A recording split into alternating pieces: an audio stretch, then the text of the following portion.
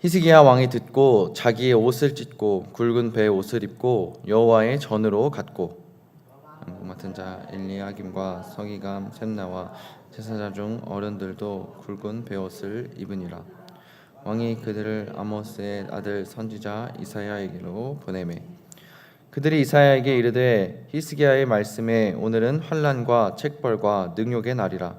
아이를 낳으려 하나 해산할 힘이 없음 같도다. 하나님 여호와께서 랍사게의 말을 들으셨을 것이라. 그가 그의 상전 아수르 왕의 보냄을 받고 살아계시는 하나님을 회방하였은즉 당신의 하나님 여호와께서 혹시 그 말로 말미암아 견책하실까 하노라. 그런즉 바라건대 당신은 이 남아있는 자를 위하여 기도하라 하시더이다 하니라. 그리하여 히스기야 왕의 신하들이 이사야에게 나아가매 이사야가 그들에게 이르되 너희는 너희 주에게 이렇게 말하라. 여호와께서 이같이 말씀하시되 너희가 들은 바 아수르 왕의 종들이 나를 능욕한 말로 말미암아 두려워하지 말라. 보라, 내가 영을 그의 속에 두리니 그가 소문을 듣고 그의 고국으로 돌아갈 것이며 또 내가 그를 그의 고국에서 칼에 죽게 하리라 하셨느니라 하니라. 왕이 라기스를 떠났다 함을 듣고 랍사게가 돌아가다가 그 왕을 만나니 림나를 치고 있더라. 그때 이 아수르 왕이 구스 왕 디르하가의 일에 관하여 들은즉 사람들이 이르기를 그가 나와서 왕과 싸우려 한다 하는지라. 이 말을 듣고 사자들을 히스기야에게 보내며 이르되 히스기야 왕에게 이같이 말하여 이르기를 너는 내가 신뢰하는 하나님이 예루살렘이 아수르 왕의 손에 넘어가지 아니하리라 하는 말에 속지 말라. 아수르 왕들이 모든 나라에 어떤 일을 행하였으며 그것을 어떻게 멸절시켰는지 내가 들었으리니 내가 구원을 받겠느냐. 고산과 하란과 레셋과 및 들라살에 있는 에덴 자손을 그 나라들의 신들이 건졌더냐. 하맛 왕과 아르밧 왕과 스발와임 성의 왕과 헤나 왕과 이와 왕이 어디 있느냐 하라 하였더라. 그 사자들의 손에서 그를 받아보고 여호와의 전에 올라가서 그 그를 여호와 앞에 펴놓고 여호와께 기도하여 이르되 그룹 사이에 계신 이스라엘 하나님 만군의 여호와여 주는 천하 만국의 유일하신 하나님이시라. 주께서 천지를 만드셨나이다. 여호와여 귀를 기울여 들으시옵소서. 여호와여 눈을 뜨고 보시옵소서. 사내립이 사람을 보내어 살아계시는 하나님을 회방한 모든 말을 들으시옵소서. 아수르 왕들이 과연 열국과 그들의 땅을 황폐하게 하였고 그들의 신들을 불에 던졌사오나 그들은 신이 아니라 사람의 손으로 만든 것뿐이요 나무와 돌이라. 그러므로 멸망을 당하였나이다. 함께 읽겠습니다. 우리 하나님 여호와여 이제 우리를 그의 손에서 구원하사 천하 만국이 주만이 여호와이신 줄을 알게 하옵소서 하니라. 아멘. 네, 오늘은 이사야서 37장 1절부터 20절까지 말씀으로 주님 앞에 펴놓으라 라는 제목으로 이 시간 함께 은혜 나누기를 소망합니다. 오늘 본문의 말씀은 어제 이제 들었었던 이사야 36장의 말씀과 이어지는 말씀입니다. 이제 36장의 말씀은 아수르 왕 그 사네립이 랍사게를 예루살렘으로 보내어 말로 그들을 흔드는 말씀이 나왔었죠. 그 랍사게는 그 칼보다 먼저 그 말을 사용했다는 것을 보았습니다. 너가 믿는 것이 누구냐? 히스기야에게 또 속지 마라. 그리고 여호와가 너희를 어떻게 건지겠느냐라는 이러한 말들로서 그 유다 백성들의 마음을 흔들고 넘어뜨리려 했고 하나님을 향한 믿음을 흔들려고 하였습니다. 그렇기 때문에 그것을 들은 그들의 신하들이 옷을 찢어 히스기야에게 나아가는 것까지가 36장의 말씀이었죠. 그 이후의 말씀이 이제 37장의 말씀에서 계속해서 나아옵니다. 이제 그 신하들의 말을 들은 히스기야가 어떻게 합니까? 1절에서는 이렇게 말씀하고 있습니다. 본문 1절의 말씀을 보면 히스기야 왕이 듣고 자기의 옷을 찢고 굵은 배 옷을 입고 여호와의 전으로 갔다라고 말하고 있습니다. 히스기야는 당시에 왕이었습니다. 왕이라면 그 위기에 강한 면모를 이제 신하들에게 보여줘야 하는 위치에 있었다는 것이죠. 그런데 그 백성들 앞에서 흔들리지 않은 그 얼굴을 해야 할 히스기야가 그의 옷을 찢고 굵은 베옷을 입었다는 것은 그 상황이 얼마나 슬프고 정말 회개해야 하는 그 절박함을 그 히스기야가 그 백성들에게 몸소 보여주고 있었다는 모습입니다. 히스기야는 누구보다 지금 이 상황이 얼마나 심각한지를 알고 있었다는 것이죠. 그렇기에 중요한 것은 그가 그 찢어진 마음을 그냥 가만히 둔 것이 아니라 어디로 가져갔나를 오늘 말씀을 통해서 우리가 볼 줄 알아야 한다는 것입니다. 그래서 히스기야가 어디로 갔습니까? 바로 여호와의 전으로 갔다는 것이죠. 마음이 찢어졌는데 그 찢어진 마음을 가지고 히스기야가 가장 먼저 간 것은 여호와의 전이었다는 것입니다. 그리고 히스기야는 이사야 선지자에게 사람을 보냅니다. 그들이 전한 말이 바로 3절의 말씀입니다. 오늘 3절의 말씀을 함께 다시 한 번 더 읽어보도록 하겠습니다. 시작. 그들이 이사야에게 이르되 히스기야의 말씀에 오늘은 환난과 책벌과 능욕의 날이라 아이를 낳으려 하나 해산할 힘이 없음 같도다. 아멘. 이 환난의 날이라는 것은 지금 그들이 정말 실제적인 위기 그 한가운데에 그들이 임했다는 것이죠. 아수르의 군대가 예루살렘을 지금 위협하고 있는 상황이고 인간적으로 보면은 그들은 전부 다 멸절할 위기에 처해 있었다는 것이죠. 그리고 책벌할 날이라는 것은 이 위기가 그저 단순한 위기가 아니라 하나님 앞에서 자신들을 돌아보게 하는 시간이라는 뜻입니다. 그리고 이 능욕의 날이라는 것은 그 랍사게가 그들을 능욕해왔던 그 말뿐만이 아니라 그 살아계신 하나님을 모욕하였던 그 날이었기 때문에 히스기야가 이사야에게 이 말을 전했다는 것입니다. 그리고 그 상황이 마치 아이를 출산할 때가 되었으나 해산할 힘이 없음 같도다라고 말합니다. 아이가 태어날 때가 되었습니다. 그러면은 우리는 반드시 낳아야 하는 상황이라는 것이죠. 그런데 그 산모에게 지금 그 해산할 힘이 없다는 것입니다. 그만큼 지금 이 상황이 더 이상 시간이 우리에게 주어지는 것도 아니고 그리고 미룰 수도 없는 그 상황이 이미 때는 왔지만 그것을 낳을 힘, 감당할 힘이 없다라고 히스기야는 이사야에게 고백하고 있다는 것이죠. 이사야에게 그 절박한 상황을 말씀을 통해서 보여주고 있다는 것입니다. 그리고 히스기야는 그 지금의 유다 상황이 지금 이 말씀처럼 3절의 말씀처럼 심각하다라고 이야기합니다. 어떻게 보면 지금 위기가 눈앞에 찾아와 있다는 것이죠. 아수르는 성문 앞에 있고 그 랍사게의 모욕의 말은 이미 백성의 귀에 전부 다 들리는 말이었고 그리고 예루살렘을 이미 흔들고 있었습니다. 이 말이 세상에선 너무나도 절망적으로 들리는 이 3절 9절의 말씀이지만 이 사실 히스기야의 믿음이 어디에서 시작되는지를 보여주고 있는 말씀이라는 것입니다.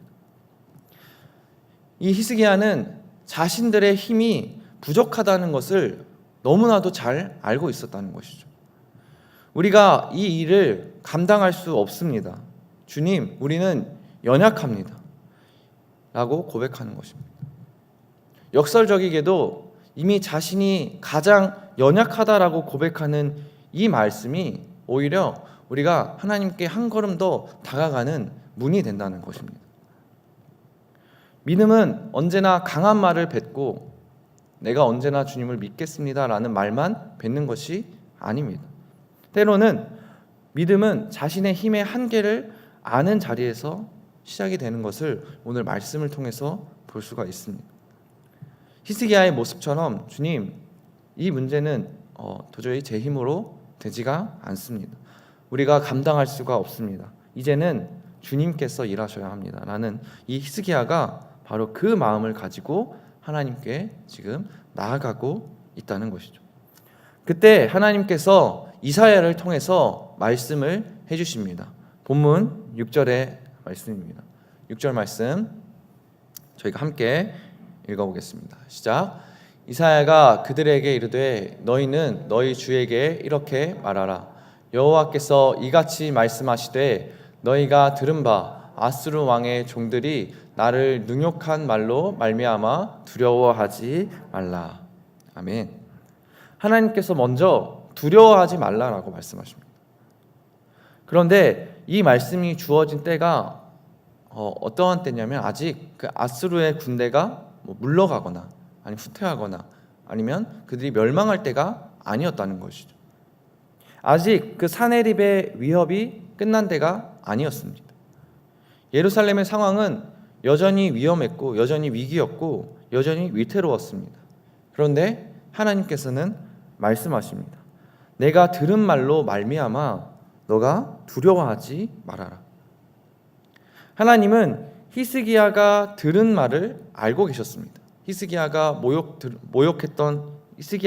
모욕했던 그 말, 하나님을 모욕했던 그 말을 알고 계셨다는 것이죠. 히스기야와 백성들만 들은 것이 아니었다는 것입니다. 하나님께서도 그 말씀을 들으셨습니다. 랍사게가 하나님을 조롱하는 말, 유다 백성들의 믿음을 흔드는 말, 여호와가 너희를 건질 수 있겠느냐라고 했던 그 모든 조롱의 말들을 하나님께서는 이미 들으셨다는 것이죠.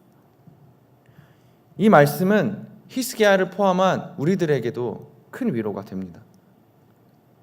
이 말은 그냥 단순히 그 유다의 자존심을 건드린 말이 아니었습니다. 하나님의 이름을 모욕한 그 랍사게의 모욕의 말이었습니다. 그래서 하나님께서는 이렇게 말씀하셨다는 것이죠. 그 말로 말미암아 두려워하지 말라. 그 말이 끝이 아니었다는 것입니다. 그 아수르의 말이 마지막 말이 아니라는 것이죠. 그 사네립의 협박이 이 모든 예루살렘의 역사의 결론이 아니었다는 것입니다. 그런데 8절부터 보면 이 위협이 다시 반복됩니다. 8절의 말씀을 제가 읽어보겠습니다. 아수르의 왕이 라기스를 떠났다 함을 듣고 랍사게가 돌아가다가 그 왕을 만나니 림나를 치고 있더라. 계속해서 위협이 반복되는 모습이 또 보여줍니다. 랍사게가 물러간 뒤에도 사네립은 다시 사람을 보내서 히스기야를 흔들면서 이번에는 편지 한 장을 보내게 됩니다. 그 편지의 내용이 바로 10절부터 13절까지의 말씀입니다. 10절부터 13절까지의 말씀 함께 읽어보도록 하겠습니다. 시작. 너희는 유다의 히스기야 왕에게 이같이 말하여 이르기를 너는 내가 신뢰하는 하나님이 예루살렘이 아수르 왕의 손에 넘어가지 아니하리라 하는 말에 속지 말라. 아수르 왕들이 모든 나라에 어떤 일을 행하였으며 그것을 어떻게 멸절시켰는지 내가 들었으니 내가 구원을 받겠느냐. 나의 조상들이 멸하신 열방 고산과 하란과 레셉과 및 들라살에 있는 에덴 자손을 그 나라들의 신들이 건졌더냐. 하맛 왕과 아르밧 왕과 스발와임의 성의 왕과 헤나 왕과 이와 왕이 어디 있느냐 하라 하였더라. 아멘. 이 편지의 통틀어서 핵심 내용은 바로 이 말씀입니다. 36장의 말씀처럼 내가 믿는 하나님에게 너희들이 속지 말아라. 아수르의 왕이 이미 많은 신을 믿는 그 나라들을 다 멸망시켰었고 그 나라들도 그 나라의 신들도 자기의 백성을 구원하지 못했다. 그러니까 너희들도 너희의 하나님도 결국 너희들을 구원하지 못할 것이다 라고 말하는 그 편지의 내용이라는 것이죠. 쉽게 말하면 지금 너희가 믿고 있는 그 하나님을 믿지 말라는 내용입니다. 이게 36절처럼 하나님을 다른 나라의 우상들과 같은 수준으로 여기며 그 편지를 적었다는 것이죠. 그리고 사네립은 이렇게 말하는 것입니다. 다른 신들도 자기의 백성을 구하지 못했는데 너희의 하나님이라고 내가 그 다르겠느냐. 이 사네립은 살아계신 하나님을 사람이 만든 우상들과 비교했다는 것이죠. 그 편지를 받은 히스기야의 모습이 바로 14절에서 나옵니다. 본문 14절의 말씀을 저희가 함께 읽어보도록 하겠습니다. 시작. 히스기야가 그 사자들의 손에서 글을 받아보고 여호와의 전에 올라가서 그 글을 여호와 앞에 펴놓고. 아멘. 이 본문이 바로 히스기야의 믿음을 가장 먼저 보여주는 말씀일 줄 압니다. 히스기야는 그 편지를 신하들에게 받았습니다. 그리고 그 내용을 읽었습니다. 그리고 그것을 가지고 여호와의 전으로 올라갔습니다. 그리고 하나님 앞에 그 편지를 펴놓았습니다. 히스기야는 그 편지를 마음속에 접어두지 않았습니다. 그냥 혼자 붙들고 두려움에 잠기지도 않았습니다. 사람들에게 인간적인 모습으로 세상에 하소연하지도 않았습니다. 그저 하나님 앞에서 그것을 그대로 펼쳐 놓았다는 것이죠. 그리고 기도합니다. 16절에서 20절까지의 말씀에 보면 히스기야의 기도를 볼 수가 있습니다. 히스기야의 기도를 보면 가장 먼저 16절의 말씀을 보면 이렇게 기도합니다. 그룹 사이에 계신 이스라엘 하나님, 만군의 여호와여, 주는 천하 만국의 유일하신 하나님이시라. 주께서 천지를 만드셨나이다. 히스기야는 하나님께 나아올 때 바로 그 문제를 제기하지 않았습니다. 먼저 하나님이 어떠한 분이신지를 고백했다는 것이죠. 그룹 사이에 계신 이스라엘 하나님 만군의 여호와여, 주는 천하 만국의 유일하신 하나님이시라. 주께서 천지를 만드셨나이다 라고 먼저 고백하며 나아갑니다. 산헤립은 그 편지 안의 내용에서 하나님을 여러 신들 중에 하나처럼 말했습니다. 그러나 히스기야는 하나님을 천하 만국의 유일하신 하나님으로 먼저 자신의 믿음을 고백하며 나아갔다는 것이죠. 산헤립은 하나님을 우상들과 비교했지만 히스기야는 하나님을 천지를 지으신 창조주로 고백합니다. 우리가 이 히스기야의 기도의 말씀을 통해서 먼저 우리는 기도의 방향을 찾아보아야 한다는 것이죠. 기도는 나에게 주어진 문제를 보기 전에 하나님을 먼저 보는 자리가 되어야 할 줄 압니다. 산헤립의 편지는 문제를 크게 만들고 하나님을 작게 만들었습니다.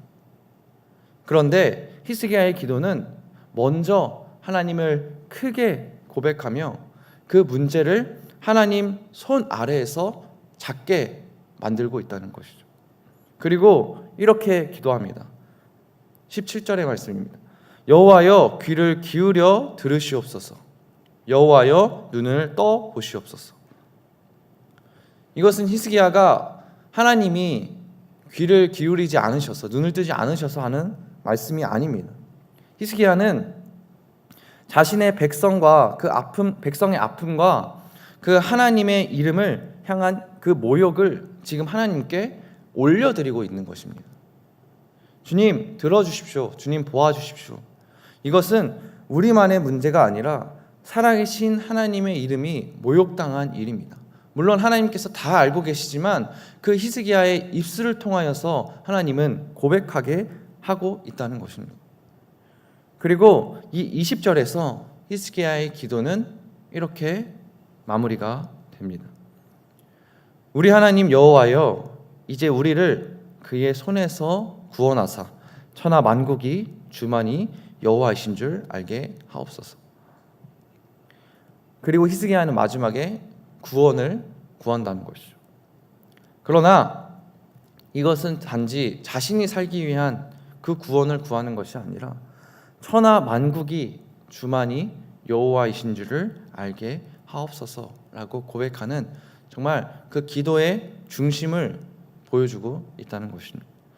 하나님의 이름이 드러나기를 구합니다. 하나님이 하나님 되시기를 지금 구하고 있다는 것이죠. 여기까지 보면 오늘의 말씀은 우리에게 하나의 장면을 보여줍니다. 히스기야가 그 산헤립의 편지를 들고 그 성전에 올라가 기도하는 장면을 우리에게 보여주고 있다라고 생각이 듭니다. 그 편지를 하나님 앞에 펴놓는 장면이 생각이 납니다. 그리고 그 앞에 하나님께 고백하며 기도하는 장면이 생각이 납니다.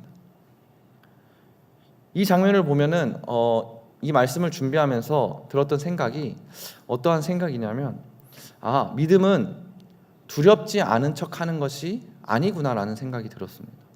믿음은 내 힘으로 못한다는 것을 하나님 앞에 철저하게 인정하고 하나님 앞에 가는 것이구나. 믿음은 나를 흔드는 말을 마음속에 접어두는 것이 아니라 그 모든 것들을 하나님 앞에 펴놓고 하나님이 크시기에 그 문제를 작게 만드는구나 라고 생각이 들었습니다. 그렇기 때문에 본문 20절에서 히스기야의 기도는 끝이 나지만 이 사건의 결론은 37장 마지막에 나옵니다. 36절부터 38절까지의 말씀을 저희가 함께 읽어보도록 하겠습니다. 시작. 여호와의 사자가 나가서 아스루 진중에서 18만 5천인을 쳤으므로 아침에 일찍이 일어나 본즉 시체뿐이라. 이에 아수르의 사네립 왕이 떠나 돌아가서 니느웨에 거주하더니 자기 신 니스록의 신전에서 경배할 때에 그의 아들 아드람멜렉과 사레셀이 그를 칼로 죽이고 아라라 땅으로 도망하였으므로 그의 아들 에살핫돈이 이어 왕이 되니라. 아멘. 히스기야가 하나님 앞에 펴놓은 그 편지를 하나님께서 보셨습니다. 하나님께서 그 모욕의 말을 들으셨습니다. 그리고 하나님께서 오늘 말씀을 통해 친히 일하셨다는 것이죠. 히스기야가 칼을 들고 직접 싸운 것이 아니었습니다. 예루살렘이 자기의 힘으로 아수르를 이긴 것이 아니었다는 것이죠. 하나님께서 자신의 백성의 그 기도를 들으시고 자신의 이름을 모욕한 그 교만한 그 사람들과 그 교만한 말을 직접 심판하시는 모습을 볼 수가 있습니다. 그렇기 때문에 오늘 본문의 말씀을 통하여서 오히려 우리가 알게 되는 말씀은 우리의 모든 문제와 내가 해결할 수 없는 모든 그 문제들은 우리가 주님 앞에 가져가야 한다는 것을 볼 수가 있습니다. 내 힘으로 해산할 힘이 없을 때 하나님께 나아가야 됩니다. 나를 흔드는 말을 내가 혼자 품고 혼자 생각하고 혼자 무너지는 것이 아니라 하나님 앞에 우리가 그것을 철저하게 내려놓고 펴놓을 줄 아는 믿음이 우리에게 있어야 한다는 것이죠. 말씀을 맺겠습니다. 오늘 이사야 37장의 말씀을 통해서 우리가 정말 철저하게 의지해야 할 분이 누구인지를 우리가 볼 수가 있습니다. 우리의 삶에도 이 사내립의 편지와 같은 것들이 분명히 있을 줄 압니다. 우리의 마음을 무너뜨리고 우리를 불안하게 하고 내 힘으로는 감당할 수 없는 그러한 문제들, 그러한 현실들, 하나님을 작아 보이게 만드는 상황들이 분명히 있을 줄 압니다. 그러나 그것을 우리의 마음속에 그냥 품고 접어두게 되면 그것은 결국 하나님을 계속 작게 만드는 두려움이 됩니다. 그러나 그것을 하나님 앞에 펴놓고 기도하게 되면 그 문제는 하나님 앞에 작아지게 된다는 것이죠. 그렇기 때문에 우리가 그 말씀을 하나님 앞에 펴놓기를 간절히 소망합니다. 하나님께서는 분명히 들으시고 분명히 보시고 하나님께서는 분명히 일하실 줄을 이 새벽 우리가 이 시간 기도하며 나아가기를 간절히 소망합니다. 이 시간 세 가지의 기도 제목을 놓고 이 시간 기도하면서 나아가고 싶습니다. 먼저 우리가 히스기야처럼 우리 힘으로 감당할 수 없는 환난과 그 두려움 앞에 낙심하지 말고 하나님께 나아가게 하여 주시옵소서. 우리가 혼자 품고 무너지는 것이 아니라 하나님 앞에 철저하게 펴놓고 기도하며 우리가 주님의 도우심을 신뢰하게 하여 주시옵소서. 두 번째로 또 우리 교회가, 이 대한민국의 교회가 세상의 위협과 불안한 소리 앞에서 사람의 방법보다 하나님을 먼저 찾는 교회들이 되게 하여 주시옵소서. 마지막으로 이 나라가 교만한 말과 거짓된 힘을 의지하는 것이 아니라 정말 이 세상을 창조하신 그 창조주이신 그 하나님 앞에 겸손히 서게 하여 주셔서 우리가 두려움과 분열 소리에 휩쓸리지 않고 온전히 주님께서 주시는 그 평안을 회복시켜 주시옵소서. 이 세 가지의 기도 제목을 놓고 그리고 각자 기도 제목을 놓고 이 시간 주여 한번 외치신 후에 기도하시면서 나아가도록 하겠습니다. 함께 기도하겠습니다. 주여